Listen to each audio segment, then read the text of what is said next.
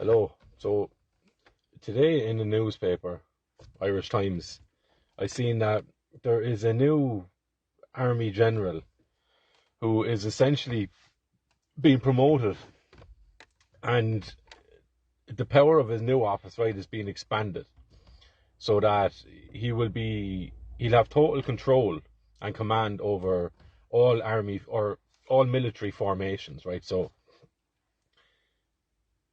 all decision making abilities, right, will be centralized in this one person now. And they're also restructuring the army or the military, right, the defence forces, uh, so that in Ireland they're restructuring it so that it's in line with EU, right? And this shows a number of things. One of them is that Ireland are structuring their military so that it could, in theory, we're yet to see if it's in practice, right? In theory, will slot clean into any sort of EU army, right? Which looks likely, right? And it kind of begs the question as to why it wasn't done before, right? One of the answers to that, of course, is because the EU, I will suggest through England, right, had America essentially as the guard dog of Europe, right? And they could use that wherever they wanted, and they've done so. Okay, they've done so over the last whatever amount of years, right? They've done that. But in an Irish context, then I suppose there's pros and cons to this, right? And there's always different potentials from any decision. Like, so what are the pros? Having somebody, a singular head, right, in charge of the whole military of Ireland means, in theory, the potential is there for a military coup of this government, right? The potential is certainly there, and the atmosphere, perhaps not in the defence forces, all right, but in the general population, is certainly there. And if you can get a good, pragmatic, morally centred, patriotic commander-in-chief, or whatever you want to call him, right, at the head of the Irish military, all of the Irish military as well, right, the potential there and the opportunity was 100% there for a military coup to get rid of this government, in theory.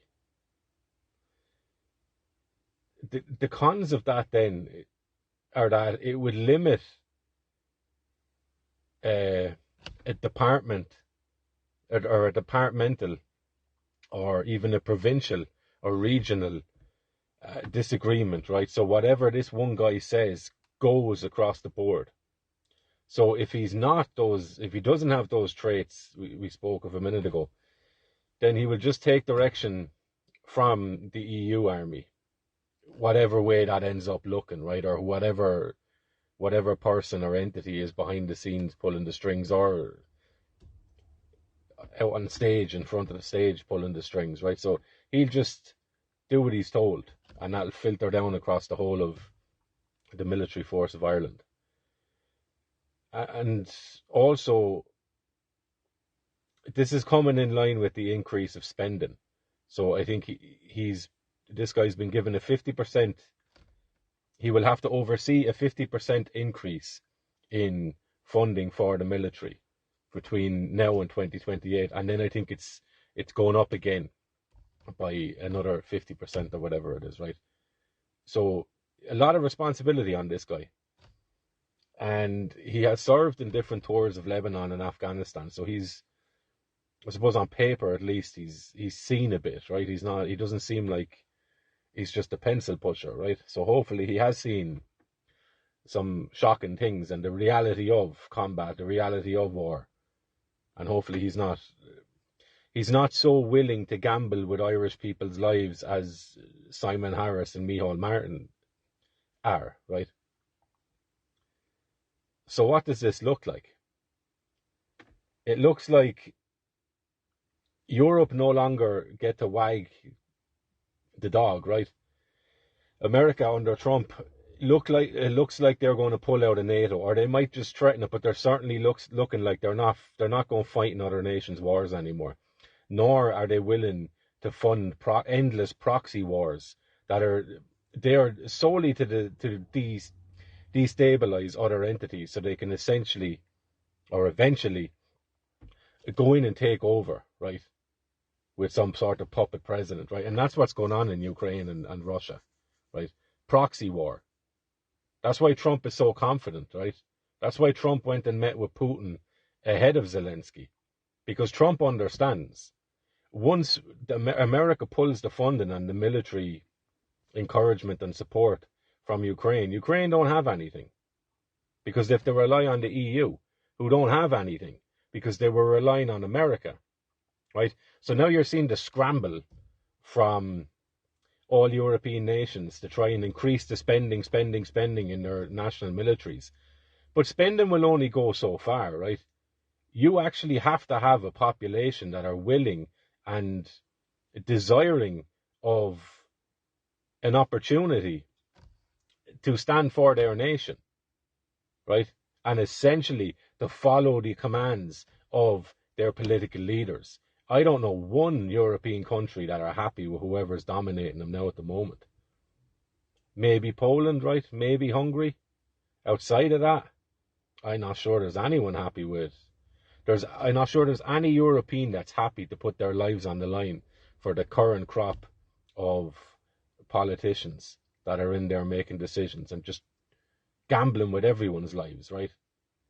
Outside of military combat. And now they want to take that into the military domain as well by probably pushing some sort of draft. And that idea has been floated loosely over the last few years. Every now and again you'll see a story about it, right? England are considering it.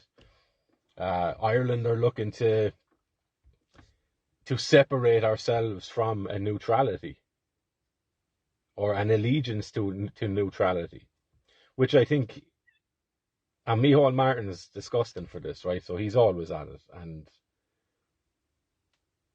long may people remember that too, right? That he's more than willing to put your children's lives in the line, and I would guarantee neither of his sons are going to be put out there, right? So where does that leave us then? That leaves us in a precarious situation, because you can see either state generated from Ireland itself or Europe generated, we call it propaganda, right? Because it is designed to shame Irish people, to demoralize Irish people in terms of how they're seeing themselves, and calling them sponges and leeches, essentially, right? No Irish person wants to be called that, right? A sponge, just living off someone else. That's a horrible thing for an Irish person to be called. There's very few Irish people that would not recoil at being called that, right? Or even having that accusation flung their way, that you're just sponging off people. That's a tough one. But that's what they're putting onto the Irish people now. And that's what Simon Harris and Micheál Martin and all the rest of them, they'll allow that to bubble up and bubble up and bubble up to try and get the public on side with this disregarding neutrality, right? Why? So that Irish people can essentially be brought into a European army. And there's pros and cons to that as well, right? It just depends on who's steering the ship, right? A European army in and of itself, that's a positive thing, right? It depends what they're fighting for, though, who they're fighting, and it depends what they're standing for, and it depends who's directing them, right? And look, as is the case, in theory, a European army that has banded together for the sake of European allegiance, beautiful thing, lovely sounding stuff. provided that each nation has come to that decision of their own accord, and they're doing it for the sake of something pure, right? But when it comes from like a top-down approach of we're just going imposing this on a totally disgruntled European population that have very little interest in fighting wars for any of the people that are representing the public, right? Then it just becomes total tyranny, best embodied in Zelensky and what he's doing at the moment in Ukraine, right? So I think Ukraine's military endeavor is Europeans' future, or the Europeans' future, right? So he's just robbing people off the streets and kidnapping people and forcing them to go and fight, right? He's increasing the age of soldiers when they can enroll, right? So you have older people that are going dying for this thing. I seen a video of a Down syndrome Ukrainian person out in the front lines last year. You know, so scraping the end of the barrel, the bottom of the barrel. And I think European nations would probably like nothing more than that, than to get European people fighting this war, right? And it just all depends on the reaction of European people. And this could be the precipice for everyone, right? When it's not just good, it's not just enough for you to stand there with your Slavy Ukraini flag and your little slogan, right? The push comes to shove now, where it could be a serious question of you being picked off the street and shoved into this European army. That is not beyond the realms of reason. You're on firm ground there to assume that that is where things could go, because I don't think anyone's going to be signing up for the sake of loyalty or for the sake of allegiance to the decisions that are being made on everyone's behalf, right? So we will see. We will see. But I do like the potential that it might have, right? That European nations are having, against their will as well, right? Against their will. They're after creating this situation, hoping that they'll be bailed out, because they have been for the past 2 world wars and many, many more. They could always rely on the fact that they had enough control over America via Israel, another proxy device, right? Via Epstein blackmail video. Like, you can see how all of this stuff is connected, right? Speculation, of course, right? But if it fits, it fits. And this is what it looks like to me.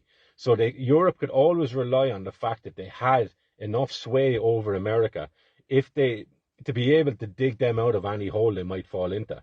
But now they're after digging a trench so deep that America are just looking at it going, well, you can stay down there. No longer are we coming and getting you out of here, right? So now you can face down Russia yourselves, because we're not helping. Actually, we're making deals with Russia. So we're all good. And European leaders are going, we didn't plan for this, essentially. Or maybe they did, right? And maybe that's why you're seeing droves of these men being barracked off across the country, right? Trained. There's very few of them that are overweight. Have you seen any fat refugees coming in? Have you seen any 65-year-old refugees coming in? Right? These boys look happy enough to be here. Like, you know, they look like they're here for a purpose, right? And it might be the purpose that these nation states, if they can't force enough Irish or European people into the European army, they'll throw these people into the meat grinder. Right? So that's probably the outcome of it. But the European nations now are being forced to invest in their own military, which means there's a martial element that's going to be reintroduced to each individual European nations and to Europe as a whole, right? Which is they're going to have to provide for that kind of person, right? That person that wants to be a soldier. Those doors are going to be open now. They'll have to expand. They won't be closing down barracks anymore. Or maybe they will, right? Because I think that is the government's absolute Achilles heel, and it'll be their worst nightmare, is rounding up a load of Irish people that want to be soldiers and serve their country and putting them in barracks where they can sit and talk and get to know each other and develop tribal affinity with each other. Not allegiance to the government, but bands of brothers, right? I think that is worst case scenario. And that might explain why you're looking at Irish government spending all this money on fighter jets and stuff. What does Ireland need fighter jets for? Do you know what I mean? What are we going to do with fighter jets? Right? And if not, just to hand them straight over to the EU. We're just paying for them. We won't really use them. Right? So, but my point on that is, nearly in spite of themselves, they're being forced to fund the development of their own military, which means that there's going to be avenues for young men in Ireland to go and get trained, get savvy, get fit, get strong, and build networks with other men, right? Provided it's ran correctly, of course, but that'd be lovely one day, right? Ideally. But the risk in it for these European nations is that you do open the door for a military coup of these governments. And I think that's a serious possibility. I think that is a serious possibility, especially once the Ukraine war ends, which I think it will. I think it's going to. There's no excuse now for any of these people coming here. A lot of them can go home, right? You're going to get people that aren't as distracted with different topics, or not even distracted, but their minds aren't going to be, their attention's not going to be focused on certain subjects, which means they're going to be focusing on the direct source of the issue, which is each government in each of these European states, right? So we will see what happens. But it's an interesting thing, right? Because this is a change. And this is a change that we have never seen before in anyone's lifetime that is still alive today, at least, right? Where America are saying, you know what? We're not playing that game anymore. We're not funding proxy wars. We're not jumping in, digging people out of holes that they put themselves into anymore. We're not going doing that, right? That is a massive shift. Massive shift. So for people that are saying things always stay the same, they do to a degree, right? But this is different. And it needs to be recognized as such. This is an absolute pivot from what we've been used to for over 100 years. So that needs to be recognized, and it needs to be entertained, because it opens up the door for different potentials, right? Different outcomes. So speculation is great now, because it's more likely to have just not followed the status quo as it has been for decades, right? And the last thing I just want to mention is the whole neutrality thing itself, right? Because each of your virtues are weaponized against you, and you're beaten over the head with it until you relinquish them. That's what's been happening to Ireland, especially, right? All of our virtues are being used against us and weaponized against us, and used to destroy the country and destroy the people, dishearten the people, right? The Céad Míle Fáilte. Oh, Irish people are always very welcome, but now some of them are saying that they don't want all these people coming here. Jesus, so it was all a lie that they were always open-handed and welcome to people. This sort of thing, right? So your openness is used against you, right? Your charitableness, or your charitable nature, our charitable nature is used against us, right? Our own history is used against us. So didn't the Irish go everywhere? Therefore, nonsense, right? False equivalence. It doesn't. Stupid thinking. Stupid people think like that. It's a stupid thought pattern to follow, right? Just because something happened before does not mean that something should definitely happen in the present, right? Because the logic in that would imply that because there were slaves before, we should have slaves now too, right? So you can't have one without the other. You either accept both, or you recognize that you're talking nonsense, right? Didn't the Irish go everywhere? Times have changed. We didn't go to no welfare state, right? But anyway, neutrality is the latest one to be weaponized against us by suggesting that we're just sucking off the teats of other countries. And to a degree, we probably are. We probably are, right? But the EU are more than happy with that, right? As long as it's their teats and as long as it's benefiting them. But at the moment, it's not, right? Because they will need all the men that they can get, which means they can't have little old Ireland sitting out on the west coast of Europe, or on the western edges of Europe, saying, yeah, we're not getting involved, right? They can't have that. So they'll pile on the pressure now to make sure that the Irish public get behind this, right? So prepare for whatever mechanism they're going to use to do that. And I think what they're doing a lot in Europe is the strategy of tension, right? That comes from the Operation Gladio operation, right? Where you bring in these mercenaries essentially, and or these rebel faction groups, right? And you prop them up financially, and you have them cause chaos, right? Terrorist acts, explosions, murders, rapes, all that sort of stuff. And you do that to a population in order to try and frighten that population into allegiance to the status quo, right? Which is the big power player in the field is the government. And a bully has come in, right? The government is the teacher in the class, and the bullies come in and started pushing people around and kicking over desks. What does the pupils do? They look to the teacher to get rid of the bully. So that's what the strategy of tension is. And you see all these chaotic things going on around Europe. Doesn't mean they're not happening, or they're false flags as in they're made up. They're not made up, they are happening. The false flag is allowing these people in, right?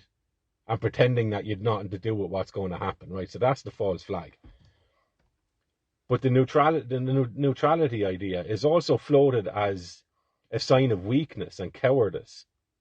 And it certainly could be hid behind in that degree. But there's absolutely nothing wrong with being neutral. Someone has to be. Somebody has to be neutral. Otherwise, you just have a world that's split. You're either this side or that side. And you can see people talking like that. I even had some comments on a video the other day, and it's like, because I'm not going, I hate Putin, all of a sudden, we're on to you now, you're a Putin propaganda mouthpiece. Like, right, grand. Where do you go from there then? Right? But you see this dichotomy in people's minds, right? They've been so conditioned that they can only see things one way. They can only see things one way. They can't even entertain the idea that they might be wrong or have been misled, right? You're either pro-Ukraine or you're a Russian asset. That doesn't leave much wiggle room, really, does it? I'm Irish. Like, I've barely left this country. Don't talk to anyone, really, I didn't grow up with, right? The idea of nearly any average Irish person being a Russian asset is silly, like, right? But either way, this is the programming that's been bombarding people's minds for decades, right? The targets change, but the same programming remains the same, right? It's this or that, good or bad, black or white. False dichotomy. You have to be this, otherwise you're that, and you don't want to be that, so you better be this sort of thing. And people, they don't take the time to think about it, really, so they just end up going, well, look, it looks like everyone else seems to be on this side of the fence, so more than likely it's right, so I'll just stand on this side of the fence with them, right?